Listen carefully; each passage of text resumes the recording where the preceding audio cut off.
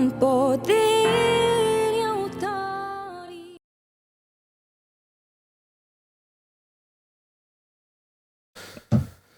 Las 10 de la mañana de este lunes 2 de febrero, como cada lunes, lo hacemos despertando con Jesús, un nuevo mes, y lo hacemos con el pastor Alberto Ares. ¿Qué tal, pastor? Muy buenos días. David, buenos días. ¿Qué tal? ¿Cómo estás? ¿Cómo estamos, pastor? De maravilla, gracias a Dios. Gracias a Dios, de verdad. Un mes más, pastor. ¿Cómo pasa el tiempo? Ya estamos Totalmente. en febrero del 26. Se nos está pasando la vida, pero rápidamente. Y qué cosa, ¿no? Como hablábamos antes, de chiquitito mirábamos hacia el futuro y parecía que no llegaba a esos 18 años y se nos hizo interminable aquellos años del colegio, ¿verdad? Aquellas mañanas interminables y no veíamos la hora de crecer y teníamos ese anhelo. Y ahora cuando hemos crecido ¿y dónde pasaron mis 20 años? ¿Cuándo pasé yo los 30 años? Bueno, te cuento algo, mira. Cuéntame. Ayer en la iglesia hay una hermana que está embarazada. A ver, mi esposa y yo teníamos totalmente constancia, incluso estamos orando por ella, de que está embarazada, pero ayer de repente me dio por decirle, ¿y de cuánto estás? Y me dice, de 38 semanas. Y como estábamos justo empezando el culto, ya se fue para adelante, yo me acerqué a la hermana y digo, mira, escucha un momento, tu hermana me acaba de decir que está de 38 semanas. Me dice, sí, y Damaris y yo nos miramos y ¿cuándo han pasado 38 semanas? Si para mí fue la semana pasada que me dijo que estoy embarazada, o sea, se ha pasado estos 9 meses a una velocidad que no he sido consciente de la velocidad en la que está pasando el tiempo, David. No sé si tú tienes esa sensación. Sí, totalmente. Parece que fue ayer y estábamos en Fitur en el 2025, ya vinimos de Fitur de 2026 y me quedo asombrado. No, es increíble. Es posible, ¿no? A veces yo cuando tengo algunos minutitos libres, me gusta, porque me distrae y me relaja ver fotos Yo soy una persona que me gusta sacar muchas fotos. Eres como los chinos. Pues, sí, puede ser, pero de siempre. Tengo, le gusta mucho. Tengo en el álbum del móvil, creo que son como 80.000, 90.000 fotos. Sí, muchísimas fotos. Y vídeos también, pero tengo que ir borrando por el tema de la capacidad. Y me relaja mucho ver fotos y a veces me pongo a mirar y veo cómo ha pasado el tiempo. Digo, mira, para mí es como que esto fue ayer y miro la fecha, no, hace un año.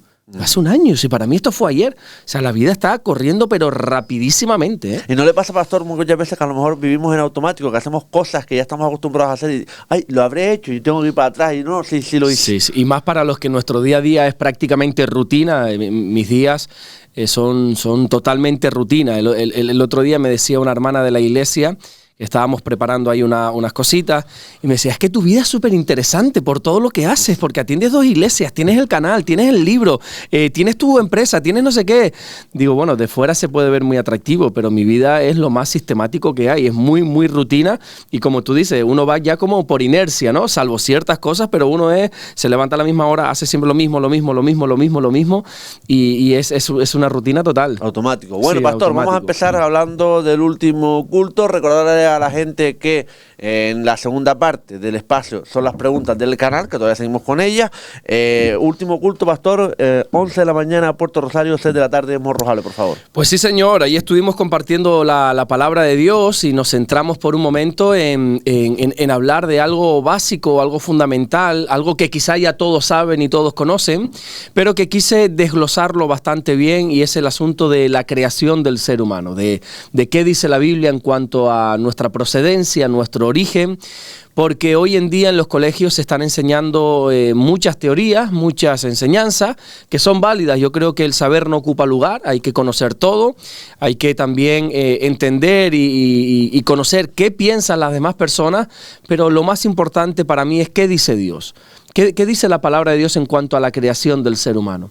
Si alguno tiene interés en conocer qué dice la Biblia, cómo fuimos creados, tienen que leerse el primer capítulo de la Biblia en Génesis, en el capítulo 1, versículo 26, 27 y 28, y ahí nos vamos a dar cuenta que la Biblia es absolutamente clara respecto al origen del ser humano. En la Biblia no vamos a encontrar teorías, en la Biblia no vamos a encontrar fábulas, en la Biblia tampoco vamos a encontrar probabilidades, suposiciones, no. La Biblia es totalmente tajante, la Biblia es totalmente contundente, no da lugar a dudas, no da lugar a segundas interpretaciones, no da lugar a suposiciones. La Biblia es tajante cuando dice Dios creó al hombre. Cuando hablo del hombre, hablo de la mujer también. Dios creó al ser humano. Pero algo que siempre, y se lo compartía a la iglesia, tanto a la de Puerto del Rosario como a la de Morrojable, algo que a mí me sorprende de Dios es que haya sido tan escueto a la hora de hablar de la creación, no solamente del hombre, sino del ser humano. Es un tema, date cuenta, que trae de cabeza a científicos, es un tema que trae de cabeza a todo aquel que quiere estudiar el universo, los cielos, el firmamento, la propia tierra, la geología. O sea, es un tema que no damos como con el origen, y Dios, que tiene la respuesta, te resume todo en un capítulo, ¿no? Y creó Dios los cielos y la tierra, y continúa, no, pero dime cómo fue, dime cómo hiciste. Y me doy cuenta que Dios no va... No indaga, ¿no? Exacto, permítame esta expresión, Dios no va a perder el tiempo en dar esas explicaciones, porque la Biblia no está para convencernos. Si alguien se acerca a la Biblia para que le convenza, se va a llevar un chasco, porque un chasco es una decepción, decimos aquí en Canarias, ¿no? Se va a llevar una decepción porque Dios en ningún momento trata de convencernos. Hay un versículo que dice que el que se acerca a Dios tiene que creer que le hay. Es decir, nosotros no nos podemos acercar a Dios. Bueno, a ver si tú existes, a ver si tu palabra es verdad. No. Así no funcionan las cosas. Nosotros tenemos que ir creyendo, tenemos que tener una fe para acercarnos a la palabra de Dios, y te vas a dar cuenta cómo Dios es muy escueto y es muy claro cuando dice, y Dios creó al ser humano. Punto. Como mucho te dirá qué material usó, que es el barro. Y cogió y formó al hombre del barro y sopló aliento de vida, esa vida, y poco más, no te va a decir absolutamente nada más, pero la Biblia habla de eso, de cómo Dios creó al ser humano.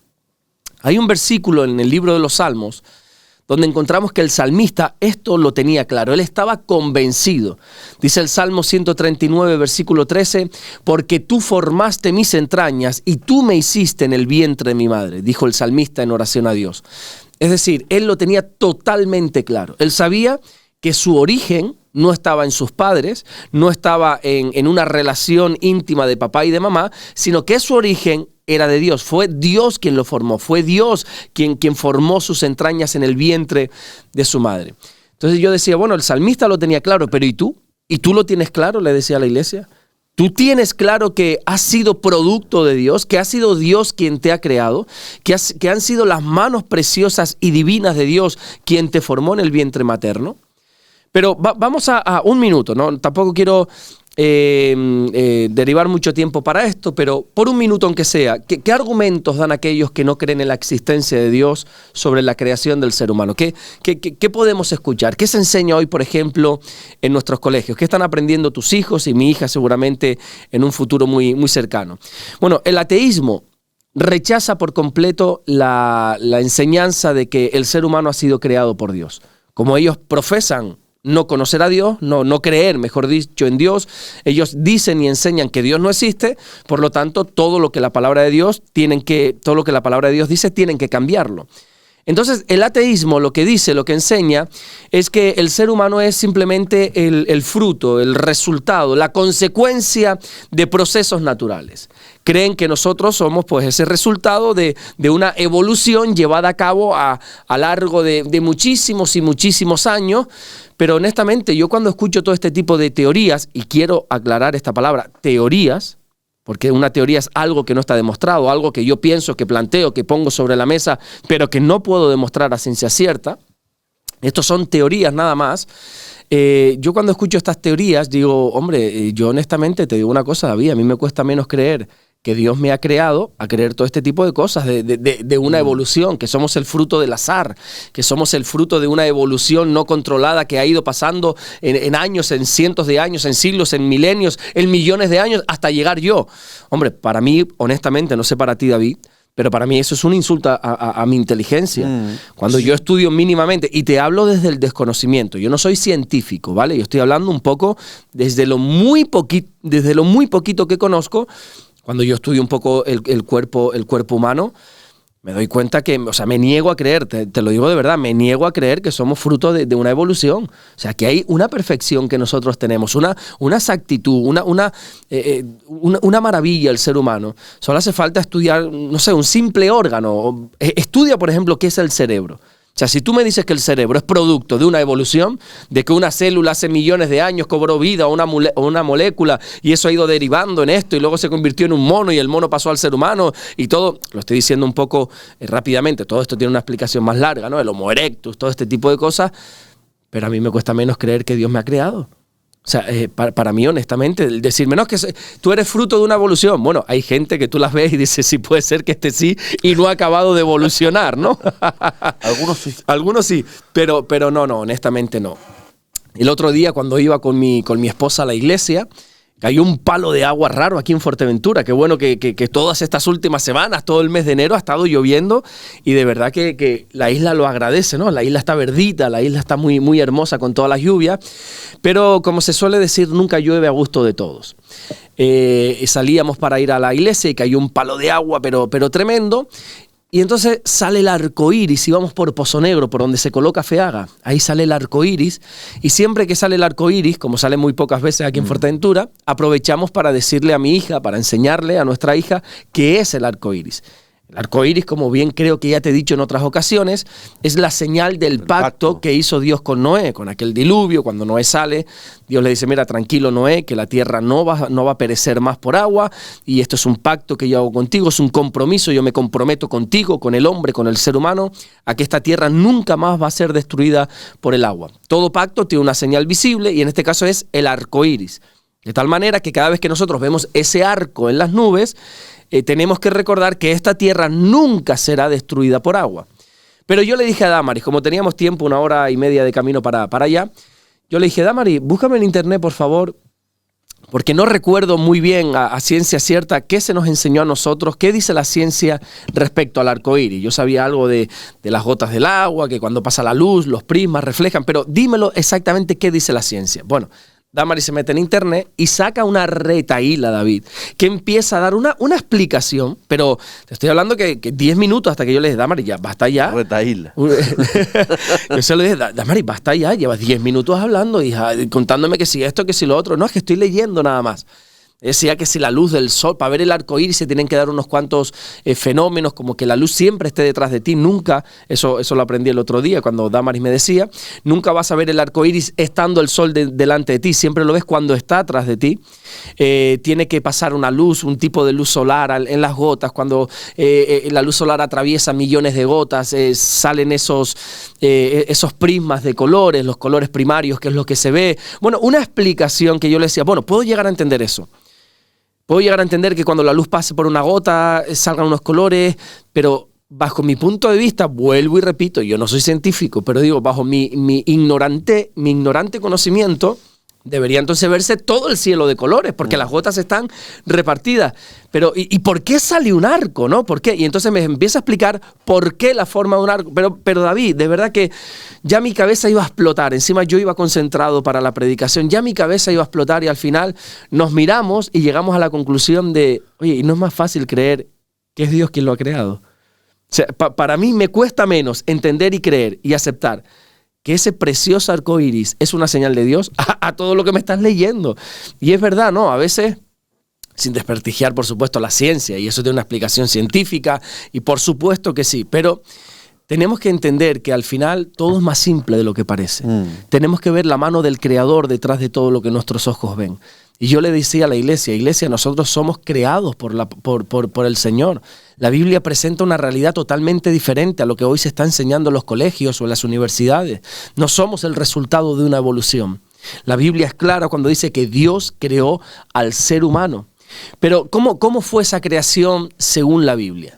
Bueno, encontramos que en Génesis capítulo 1, versículo 26, dice, entonces dijo Dios, hagamos al hombre a nuestra imagen conforme a nuestra semejanza. No sé qué notas tú en este versículo, David, pero yo lo primero que veo es que Dios nos creó por decisión. Date cuenta que dice, hagamos al hombre. Es decir, fue una decisión que Dios tomó. Ahora, no sé si te llama la atención que primero hable como en singular y luego en plural. Entonces dijo Dios, hagamos. ¿Cómo hagamos? ¿No es un Dios? ¿Por qué habla en plural? Bueno, es que nosotros creemos en un solo Dios. Date cuenta que ese mandamiento, oye Israel, el Señor vuestro Dios, uno es. Y a ese Dios hay que amarlo con todo el corazón, con toda la mente, con toda la fuerza, con toda la inteligencia. Vale, un solo Dios, pero un Dios que es el Padre, el Hijo y el Espíritu Santo. Lo que comúnmente conocemos como la Trinidad, palabra que no aparece en la Biblia, pero sí el concepto. No la palabra Trinidad, sí el concepto. El Padre por un lado, el Hijo y luego el Espíritu Santo, que es un solo Dios. Entonces encontramos cómo esas tres partes, esa Trinidad, el Padre, el Hijo y el Espíritu, se reúnen y llegan a un consenso. Por eso hablan plural, dice, hagamos al hombre. Ellos toman esta decisión, hagamos al hombre, conforme a nuestra imagen, conforme a nuestra semejanza. Lo que te quiero decir es que la creación del ser humano, el que nosotros estemos aquí, es una decisión tomada por Dios.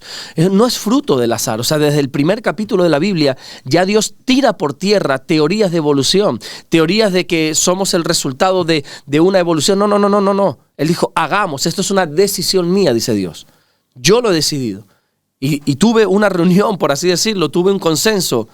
Y he decidido crear al ser humano. O sea, estamos aquí por voluntad de Dios. Y hice un poco de hincapié en esta enseñanza porque sé que hay gente, no sé si tú conoces gente así, pero sé que hay gente que vive con ese sentimiento, que viven con esa carga de saber que quizá no fueron deseados por sus padres. Algún día se enteraron, quizá porque sus padres se lo dijeron, quizá porque por la razón que sea, que no fueron buscados, no fueron planeados, simplemente, pues no sé cómo decirlo, fueron el descuido de un acto sexual, no se cuidaron y surgió eso. Es más, no es que no haya sido deseado, es que tu venida a este mundo nos ha traído problemas. Cantidad de gente así, ¿verdad? Y bueno, para algunas personas esto no le dan importancia, pero sé que para otras eso es una mochila imposible de cargar. Es un peso que les hace sentir tan miserables porque dice, oye, si ni siquiera mis padres me desearon, ¿qué voy a esperar del resto de las personas, verdad? Entonces yo le decía a estas personas, bueno, puede ser que tus padres no te desearon o no te buscaron, pero Dios sí te deseó. Antes de que tu padre existiera, antes de que tu madre existiera, antes de que existieran las circunstancias que llevaran a tus padres a conocerse y a intimar, ya Dios te había planeado. Ya Dios te había preparado absolutamente todo, absolutamente todo. Lo que pasa es que hay cosas que se escapan de nuestro entendimiento. Déjame ponerte un ejemplo que me viene a la mente muy bonito. El otro día, mi cuñado Crisanto, que él es pastor, fue a inaugurar su iglesia. Él está en Tenerife y me invitó para predicar. Para mí era un privilegio. Estaba contentísimo. Saqué mi billete para irme a Tenerife el sábado y la idea era, bueno, voy el sábado, la inauguración es el sábado por la tarde y regreso el domingo bien temprano a las 7 de la mañana para poder atender la iglesia de Puerto, la iglesia de Morro. O sea, yo salgo, pero tengo que atender lo que es mío, ¿vale? Y entonces voy al aeropuerto y de repente, lo que nunca me había pasado, Vinter me dice, bueno, pero no hay plaza, te han vendido un billete overbooking. Digo, ¿cómo overbooking? Hacemos con todo lo que yo viajo con ustedes, ¿me vas a decir que me vas a dejar fuera? Y dice, no te vamos a dejar fuera. Simplemente se han vendido más plazas de las que hay, que por cierto, estuve mirando, está permitido un 5%, se puede vender un 5% más de plaza. Dice, ¿y si falla alguien? Pasas tú. Digo, ¿y si no falla nadie? Si no fallas nadie no puedes volar, me dice. Digo, ¿cómo que no puedo volar? ¿Tú sabes lo que yo tengo que hacer esta tarde? ¿Tú sabes el compromiso? La obligación que yo tengo que tener esta tarde en Tenerife. Es lo que hay. Increíble, David. Increíble. ¿A dónde estamos llegando? Exactamente. Y entonces, pues bueno, pues me pongo a la cola y efectivamente no faltó nadie en el avión.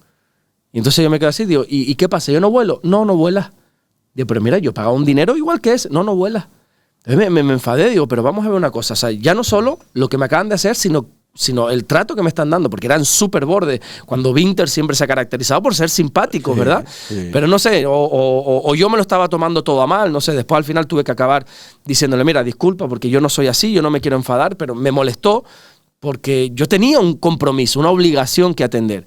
Y me acabas de dejar en tierra y me fui enfadado. Encima tú sabes lo que es desplazarse desde el sur hasta el aeropuerto y luego volver. Una persona, oye, yo no sé tú, pero yo soy una persona muy ocupada y perder un día y encima quedar mal con la iglesia, quedar mal con mi cuñado. Y llamé a mi madre, mira, mamá, no vayas al aeropuerto porque ella es de Tenerife, no vayas al aeropuerto a buscarme porque no me han dejado volar. Enfadado. Al día siguiente, el domingo, me dice mi madre, gracias a Dios que no viniste ayer. Digo, ¿y eso? Dice, porque de la lluvia que había aquí en los rodeos, en el aeropuerto de Tenerife, bloquearon toda la salida de los aviones. Digo, amigo, ahora entiendo todo. Ahora entiendo por qué Dios no me permitió salir, porque Él sabía de antemano que si salía, no regresaría. Y entonces con mi mujer y yo nos miramos y dimos gracias a Dios, porque al final uno no entiende los planes de Dios, uno no comprende cosas, pero ya Dios todo lo tiene planeado. Entonces a esa gente que se ha enterado por lo que quiera que sea, que no fueron planeados por Dios, bueno, que no haya, planeado por sus padres, que no hayan sido planeados por ellos, Dios sí lo planeó y Dios tenía todo bajo control. Hay cosas que no entendemos nosotros, que se salen de nuestra explicación, pero que Dios ya tiene controlado, como es el caso de del avión, ¿no? Entonces, lo primero que yo encuentro, y lo quiero dejar claro, es que somos el resultado de una decisión voluntaria y sabia por parte de Dios. Dios dijo, hagamos al hombre, ¿verdad? Lo segundo que encuentro, David, es que Él nos creó conforme a su imagen. Entonces dijo Dios, hagamos al hombre a nuestra imagen conforme a nuestra semejanza. Te voy a hablar primero qué es la imagen. Esto es importante entenderlo porque cuando nosotros estudiamos la creación, ningún animal fue creado a imagen y semejanza de Dios, solo el ser humano. Los animales, los perros, los gatos, los elefantes, lo que quiera que iba a decir los unicornios, imagínate, ¿no? A mi hija le gustan mucho los unicornios, eso no existe, hombre.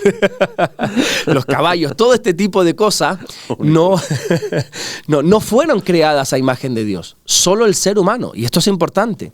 Ser creados a imagen de Dios no significa parecernos físicamente a Dios, significa reflejar aspectos de Dios.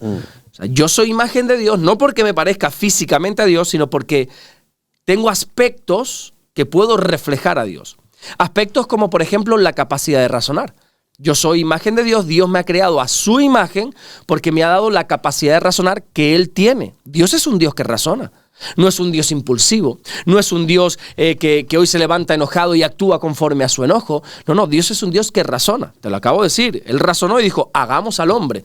No fue un arrebato, no fue un impulso, no, lo razonó. Y nosotros tenemos esa capacidad de razonar.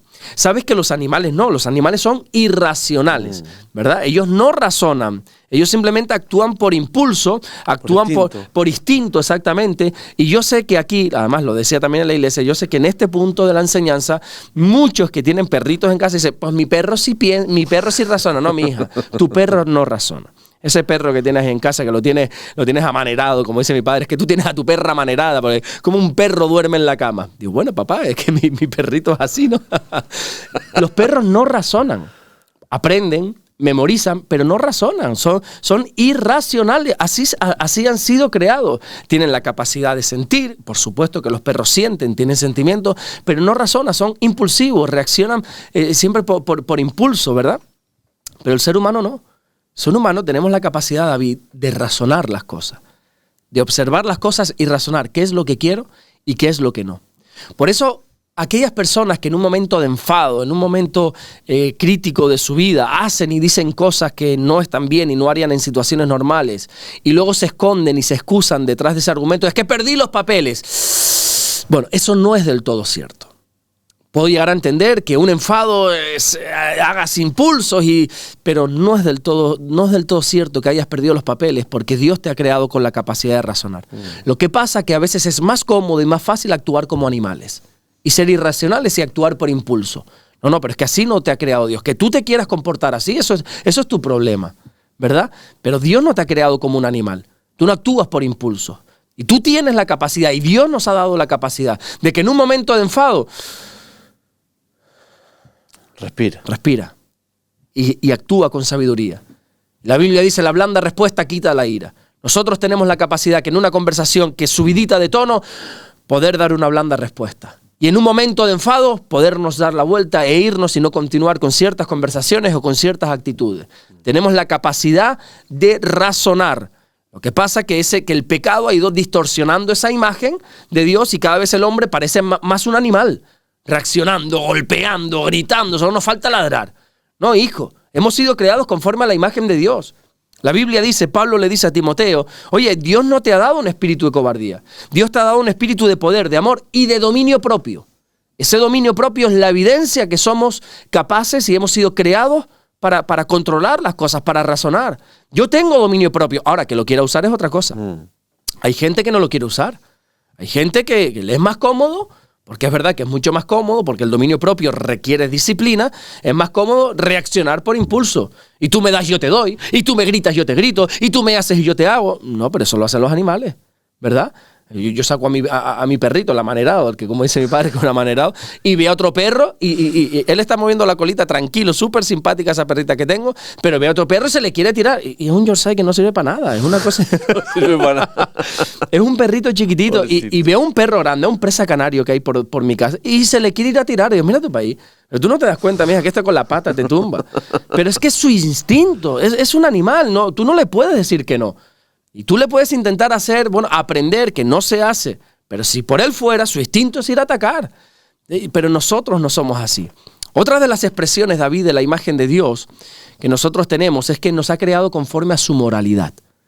Nosotros, el ser humano, tenemos la moralidad de Dios. La moralidad es esa capacidad de poder distinguir entre lo que está bien y lo que está mal. Y el ser humano lo sabe.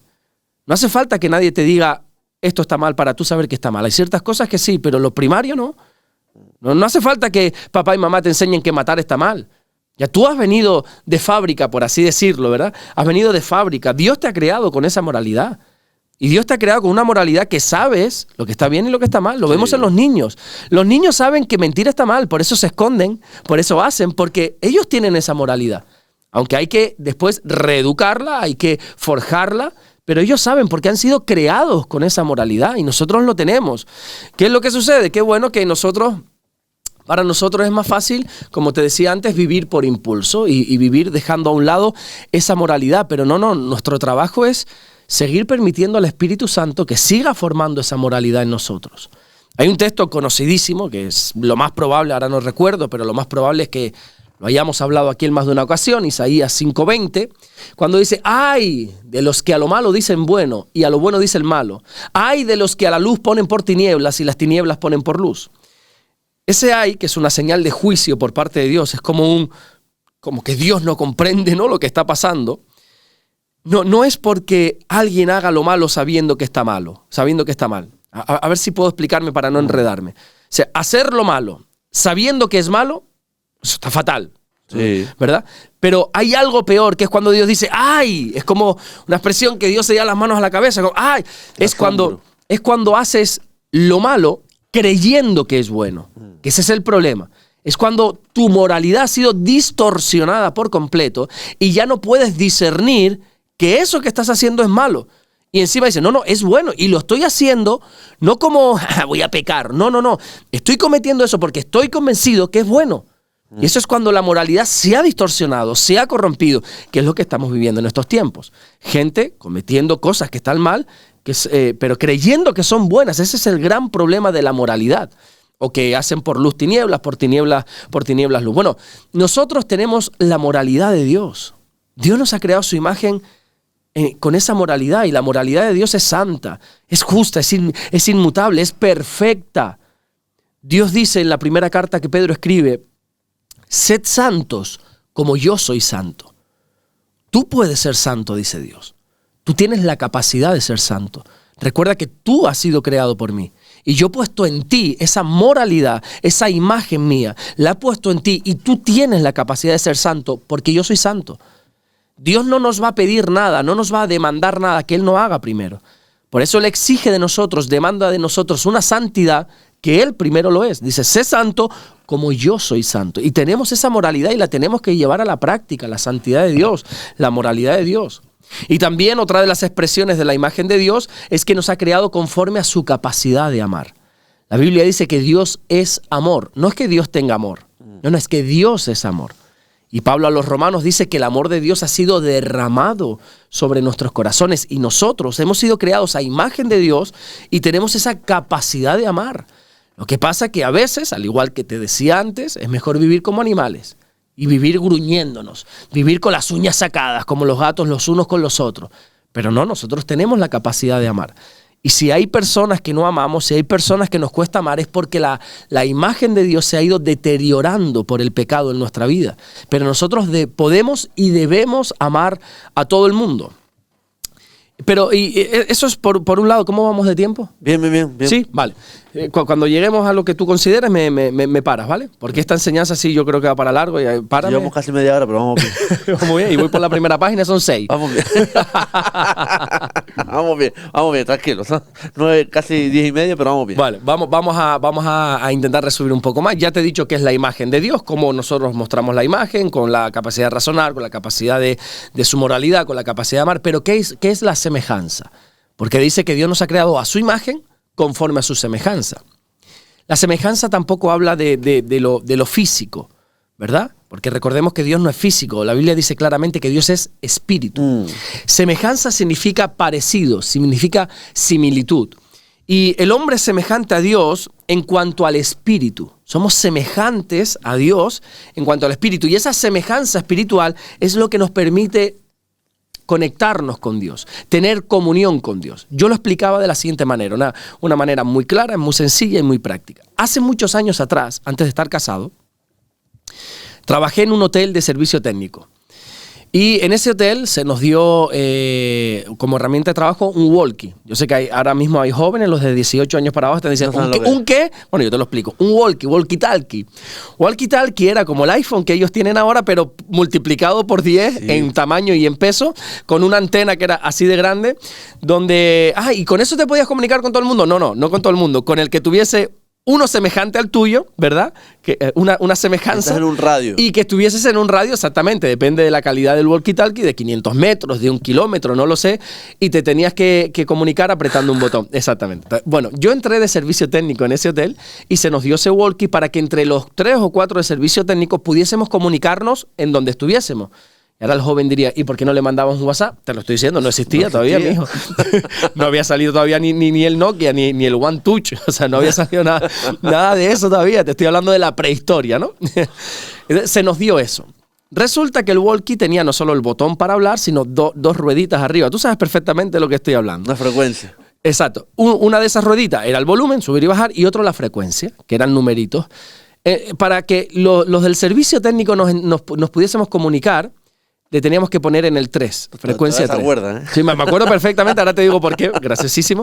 Porque ese mismo walkie lo teníamos todo el personal del hotel. Camareras de piso, recepción, hasta los directivos, los de restaurante, todos absolutamente. Claro, si todos nos podemos hablar por ahí, eso es un disparate, ¿verdad? Entonces se creó esa super mega tecnología que era girabas la ruedita y bueno, servicio técnico era el 3.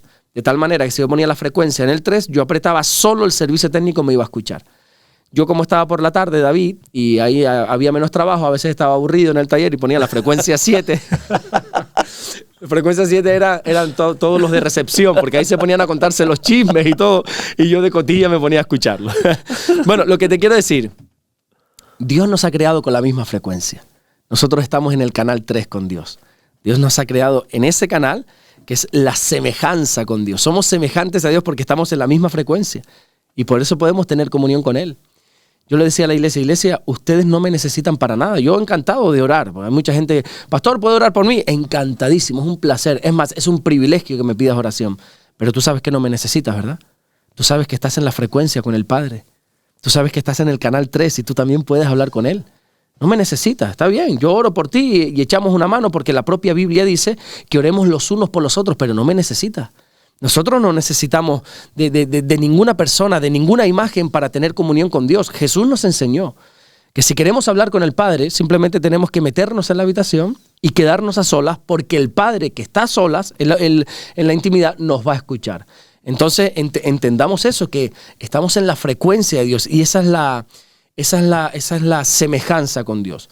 Pero ¿y con qué propósito Dios nos ha creado a imagen y a semejanza? Hay varios puntos, vuelvo y repito, córtame cuando tú consideres. 33 minutos. 5 minutitos más, Sí, ¿te parece? sí. Vale. Pues, ¿con qué? Vamos a ver cómo resumo todo esto. ¿Con qué intención Dios nos creó a su imagen y a su semejanza? Lo primero que yo veo es que ha sido por tema de cercanía. Dios es un Dios que quiere estar cerca de nosotros. Él no nos creó y nos dijo, bueno, búsquense la vida ahí en la tierra, ya en un par de años o de siglos vendré por ustedes. No. Él quiere estar con nosotros. Hay un versículo en Levítico apasionante que dice, y pondré mi morada en medio de ellos, porque Dios quiere estar con nosotros. Levítico 26:11, perdón. Y pondré mi morada en medio de ellos y andaré con ellos. sea, no solamente Dios quiere estar en nosotros, sino que quiere andar con nosotros. Y dice, y yo seré vuestro Dios y vosotros me seréis por pueblo. Entonces, encontramos que Dios quiere ser un Dios cercano. Es más, yo le decía, iglesia, ¿tú sabes que Dios está a la distancia que tú quieres? La distancia con Dios la marca el ser humano, no Dios. Ya Dios ha dejado claro en su palabra que Él quiere estar dentro de ti. Y Él te ha creado a su imagen y a su semejanza para vivir dentro de ti. Pero a veces somos nosotros los que le decimos, no, hasta aquí. Yo te quiero, Dios, pero te quiero si acaso el domingo por la tarde. Conmigo no camines, porque mis caminos no son muy correctos, entonces no quiero que camines conmigo. La distancia con Dios, o sea, Dios no marca la distancia, nosotros marcamos la distancia. Y yo le decía, iglesia, hay que acortar esa distancia. Nosotros tenemos que vivir lo más cerca de Dios. Porque este mundo corrompido, este mundo de pecado, pues como que cada vez quiere separarnos más de Dios, pero nuestro trabajo es volver a ser la imagen, volver a ser la semejanza de Dios y acortar la distancia hasta tal punto que, como dijo Pablo en Gálatas 2:20, ya no vivo yo, mas vive Cristo en mí. Ese es nuestro trabajo. Tenemos que acortar distancias. Luego también vemos que Dios nos creó a su imagen y a su semejanza para señorear.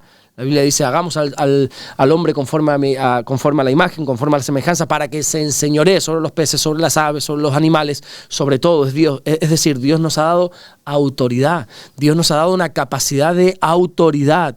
Y por último, Dios nos ha creado a su imagen y a su semejanza para que cuando la gente que no cree en Dios nos vea, pueda ver a Dios. Jesús dijo en el Evangelio de Mateo que nuestra luz tiene que alumbrar de tal manera delante de los hombres, nuestras obras tienen que alumbrar de tal manera delante de las personas, que cuando nos vean a nosotros, puedan acabar glorificando al Padre, puedan acabar glorificando a Dios. Es decir, el propósito de que Dios nos haya hecho a su imagen conforme a su semejanza es que los que no tienen ningún tipo de interés en Dios, es que aquellos que este mundo ha enfriado sus corazones y ha alejado y les ha convencido de que Dios no existe, que puedan ver a Dios en nosotros. Que nos puedan ver y decir, oye, ese tipo es diferente, ese hombre es diferente, oye, esa mujer, ese joven es diferente. Y ese es el propósito, nosotros tenemos que ser imagen de Dios. Y yo le pregunto a la iglesia, ¿das imagen de Dios? ¿Crees que cuando la gente te ve, piensa que hay un Dios? O por el contrario, dice, este es uno más, este no tiene nada que aportar. ¿Crees que Dios habla como tú hablas? Le decía a la iglesia. ¿Crees que Dios piensa como tú piensas? Entonces, nuestro trabajo como iglesia, David, tiene que ser, o como creyentes, tiene que ser volver a dejar al Espíritu Santo que siga formando esa imagen y esa semejanza de Dios y acortar la distancia con el Señor.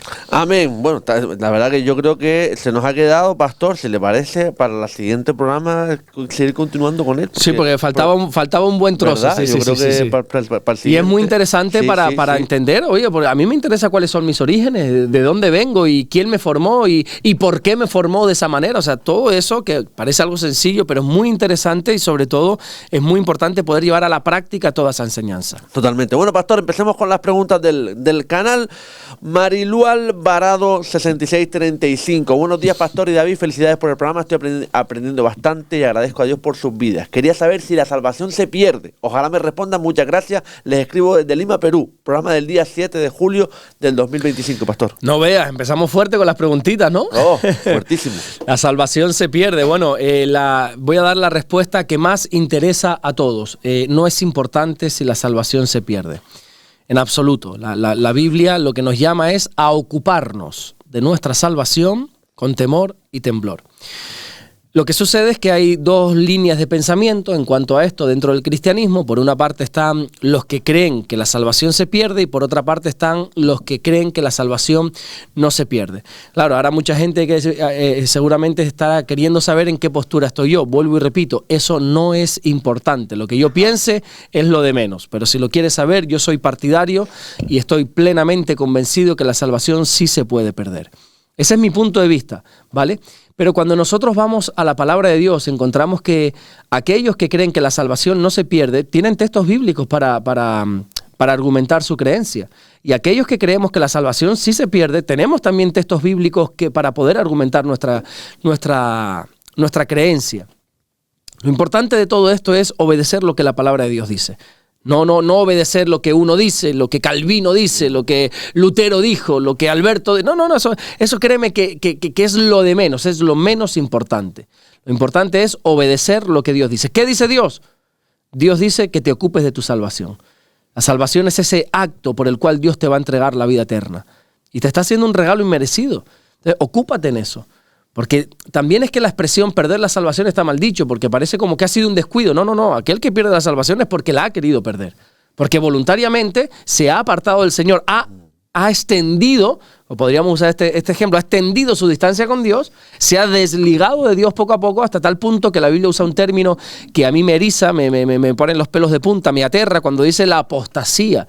La apostasía es renegar de Dios. Y uno dice, perdió la salvación. No, no, no. Él quiso entregarla. Él no quería saber nada de Dios. Está en el canal 7 en vez del 3. Exactamente. Se puso en el canal 7 y Dios hablándole por el canal 3 y él escuchando chanchullos por el canal 7. Entonces, no. Escúchame una cosa.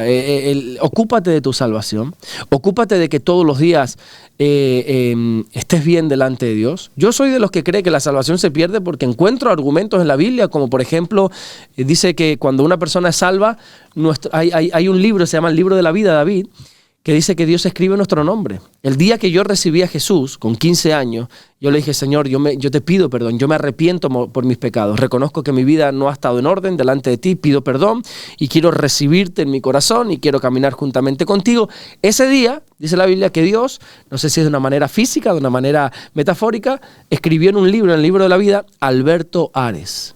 Este es mi hijo a partir de ahora y este va a ser salvo. Pero es que hay versículos que saben lo que dice, que ese nombre puede ser borrado de ese libro de la vida. Por lo tanto, nos da la enseñanza de que se puede borrar, de que se puede perder. Pero no es que se pierda por antojo de Dios. Pues me caes mal, pecaste, te elimino. No, es que eres tú el que lo has decidido. Dice la Biblia que en los últimos tiempos va a suceder lo que se conoce como la apostasía. La apostasía es renegar de Dios, no querer saber de Dios. Oye, y Dios tampoco te va a llevar a un lugar que tú no quieres ir.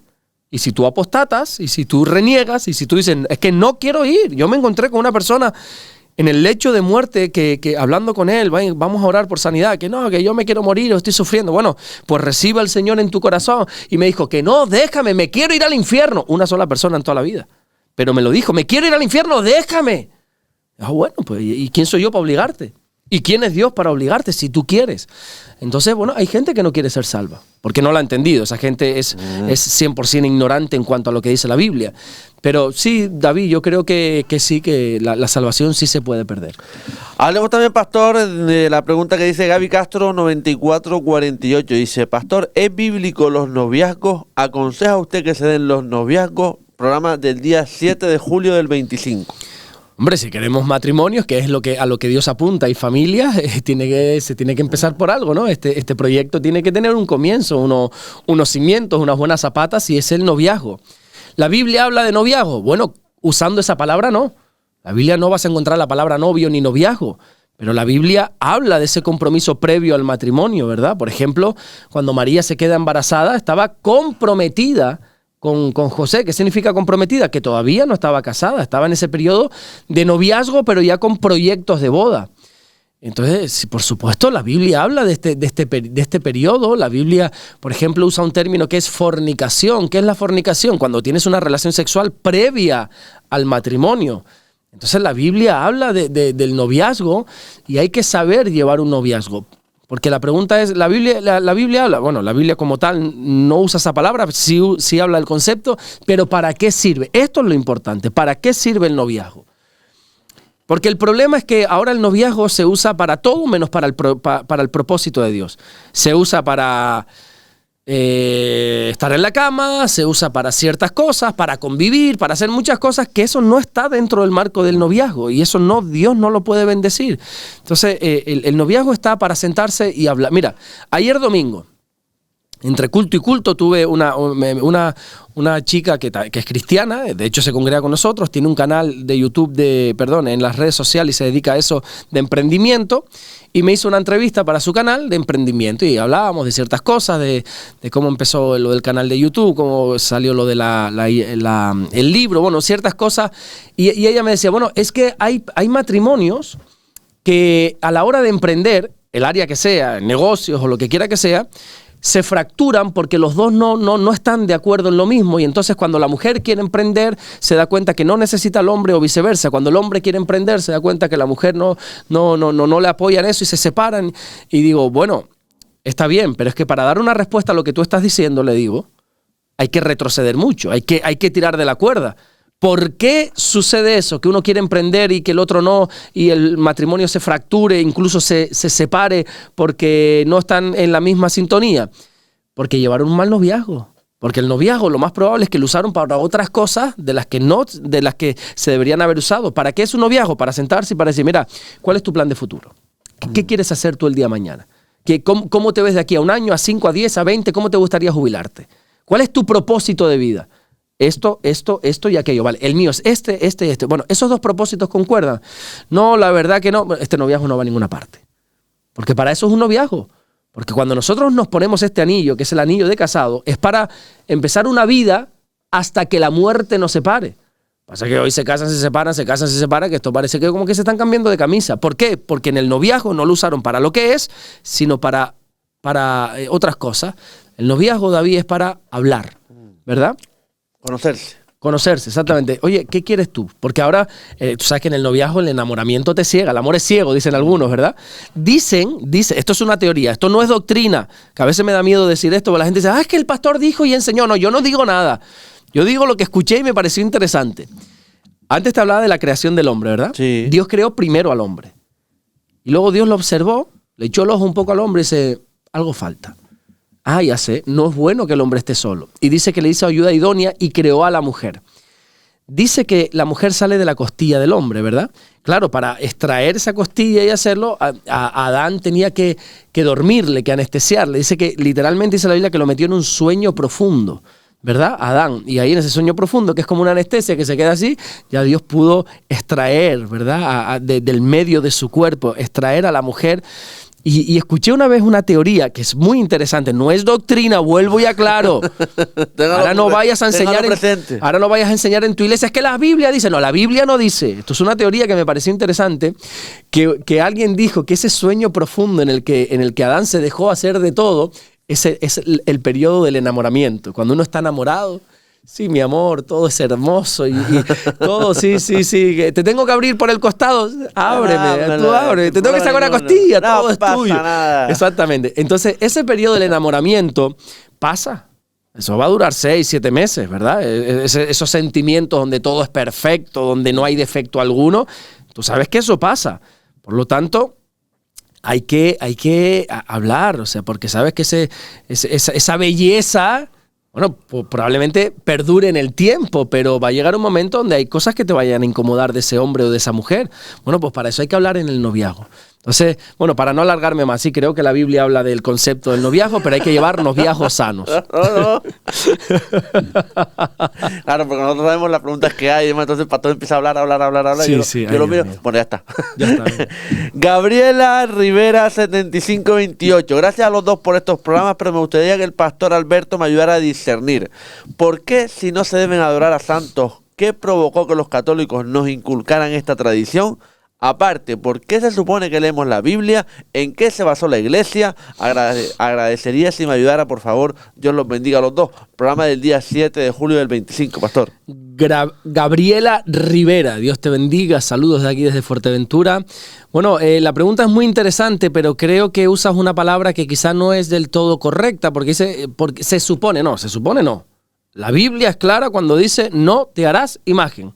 No es que si se supone que la Biblia dice, no es que se suponga, si en algo claro es la Biblia, si en algo clara es la Biblia, es en esto. Te decía antes que, por ejemplo, Dios es muy escueto en cuanto a la creación, porque da por sentado que Él nos ha hecho y tenemos que creerlo, pero por ejemplo, en cuanto a la idolatría, Dios es muy claro. Y no son suposiciones, es que se supone, no se supone, la Biblia es clara, es más, es un mandamiento de los 10 que tenemos de no te harás imagen. Ahora la Iglesia Católica quiere como argumentar, ¿no? Es que las tenemos pero no las adoramos. Bueno, pero es que la Biblia, Dios, en el Dios que todos creemos, incluso los católicos, dice... No solamente dice no las adorarás, sino no te harás imagen. No te inclinarás a ellas, no las venerarás, no las adorarás. Y no te vas a hacer imágenes ni de lo que está arriba en el cielo, ni de lo que está aquí en la tierra, ni lo que está debajo de la tierra. No te harás imagen. Eso es, vamos a quitar la palabra se supone, no se supone, no. Dice la Biblia literalmente que no te puedes hacer imágenes. Qué bueno sería que podamos leer el Salmo 115, no lo vamos a leer aquí ahora para poder avanzar, pero a todos los que nos ven por la televisión o nos escuchan en la radio, por favor, lean el Salmo 115, donde se nos dice que nuestro Dios que está en los cielos habla de aquellos que hacen y creen en las imágenes formadas. Y entonces el salmista dice, ¿tú te has dado cuenta cómo estas imágenes tienen boca, pero no hablan? Tienen ojos, pero no ven. Tienen manos, pero no palpan. Tienen pies, pero no caminan. Tienen cuerpo, pero no hacen. O sea, te lo explica todo y termina de una manera atroz este salmo porque dice, semejantes a ellos son los que lo hacen y todos aquellos que confían en ellas. Es decir, son ciegos, mudos, sordos, espiritualmente hablando, son ciegos, son mudos. La gente... Yo desde que recibí a Jesús en mi corazón y entendí que no había otro mediador entre Dios y los hombres, yo veo el tema de la idolatría como, ¿cómo es posible que la gente no se dé cuenta, hombre? ¿Cómo es posible que la gente crea que esta estatua, esta imagen, aquí hay que hablar con mucha suavidad porque sé que hay gente que le va la fe en esto y sé que se puedo dañar o se va a sentir ofendida, pero bueno, intento hablar con todo el respeto, pero ciñéndome a la palabra de Dios. Y la palabra de Dios se presenta como una espada. ¿Sabes? La Biblia muchas veces nos atraviesa y nos revienta por dentro con la intención de sanar. La Biblia habla claramente de esto, del tema de las imágenes. ¿Y de dónde surge? ¿O por qué la Iglesia Católica lo tiene? Bueno, vamos a hablar claro. Esto sería un programa entero, David, que podríamos hablarlo si tú quieres, porque... hombre, hablar de esto en un país y en una cultura católica es tirarme piedras contra mi propio tejado, pero es que la gente tiene que entender que el único camino al Padre es Jesús, que no hay imágenes, no hay vírgenes, no hay santos que puedan llevarnos ni siquiera acercarnos al Padre, es más, nos alejan cuanto más de Él. ¿Por qué la Iglesia Católica hace esto? Bueno, voy a hablar de historia, o sea, por favor, lean un poco, es que no hace falta ni leer ese libro, métete en internet y te lo resumen en 2 minutos, por negocio. Es única y meramente negocio. ¿Tú sabes lo que vale una imagen? Es que no te lo puedes ni imaginar. ¿Tú sabes lo que vale un santo? Los millones que mueve una sola imagen. ¿Tú sabes los millones que mueve una procesión? ¿Tú sabes? Es increíble el negocio que hay. O sea, por favor, fíjense en eso. Bueno, no quiero meterme en detalles, pero es que es increíble. Se dice, ¿de dónde procede todo esto? Bueno, la historia demuestra que nunca la iglesia primitiva tuvo imágenes, nunca, jamás. Nunca vas a encontrar ni a Pedro, ni a Jacobo, ni a Pablo, a ninguno adorando imágenes, ni promoviendo la idea de tener imágenes. Es más, la condenaron rotundamente. Pablo, si no recuerdo mal, fue en Atenas. Cuando llegó allí dice que su espíritu enardeció cuando vio la adoración que había allí en Atenas. Y dijo, ¿pero esto qué es? ¿Cómo es posible esta idolatría, que haya imagen? Ustedes no han entendido nada. Pablo se enfadó, se enardeció. Eso significa se encendió como fuego por dentro cuando vio eso. Y nunca vas a encontrar imágenes en la iglesia primitiva. Fue para allá como por el siglo III, cuando el emperador Constantino, ¿has escuchado de este hombre? Sí. Constantino dice que se convirtió al cristianismo. Bueno, ahí hay mucho debate. Yo no voy a entrar, yo no voy a juzgar, lógicamente, pero hay muchos que dicen que su conversión fue falsa, que su conversión fue por interés, porque ya como había un gran número de cristianos para asemejarse al pueblo, bueno, no sabemos, o quizás fue una verdadera conversión. Lo cierto es que Constantino dice que se convirtió al cristianismo y empezó a favorecer. Él no obligó al pueblo a convertirse.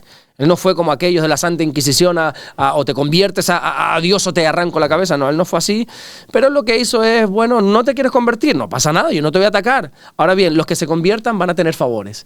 Les voy a dar los mejores puestos de trabajo, los mejores cargos, ¿verdad? Dentro del imperio, todo. Entonces, cantidad de gente, paganos y todos empezaron a ser cristianos sin tener, y esto es interesante, aquí sí me tienes que dar 2 minutos, por favor. Sí, sin tener una verdadera conversión. Multitudes de paganos llenaron las iglesias, lo que antiguamente eran los templos paganos, que después se les empezó a llamar basílicas, simplemente fue un cambio de nombre. Empezaron a llenar las iglesias, pero no hubo una verdadera conversión. Fue interés nada más. Simplemente, qué bueno esto, me siento bien en este lugar y voy a este lugar, pero no hubo una conversión, no hubo un arrepentimiento.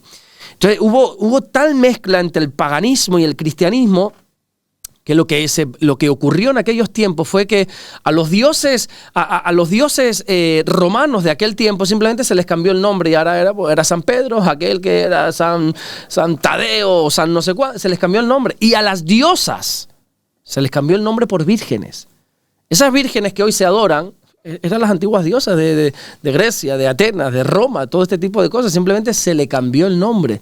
Y digo que me hubiera gustado detenerme aquí estos minutos porque puede ser, tenemos que aprender de la historia, puede ser que pueda suceder lo mismo nuevamente. Que haya tanta gente que esté llenando nuestras congregaciones que realmente no han tenido una conversión, que al final toda esa muchedumbre nos pueda hacer a nosotros, a los cristianos, cambiar ciertas cosas, ¿verdad? Ah, mira, qué bueno, tengo una iglesia con 1000 personas. Ojo. Tú tienes un lugar donde 1000 personas van allí, pero ¿cuántos verdaderamente son cristianos? Si ahora el Señor viene, ¿cuántos se van con Él? Entonces, todo este tema de las imágenes viene de la confusión, de la mezcla entre lo pagano y lo verdaderamente cristiano. Es puramente un negocio. Yo lo que siempre le digo a la gente es, lean la Biblia, no me escuchen a mí, no me hagan caso a mí, porque yo soy un cero a la izquierda en todo esto. En esta ecuación yo no sirvo para nada. Lean la Biblia y la Biblia es clara, no te harás imágenes, no las adores, no hagas eso. Solo hay un Salvador, solo hay un mediador entre Dios y los hombres. Solo en Jesucristo podemos ser salvos. Amén. Bueno, pues hasta aquí el programa del día de hoy. Además que el próximo programa, el día 9 de febrero, el pastor ya estará en Estados Unidos, así que ya, Dios mediante.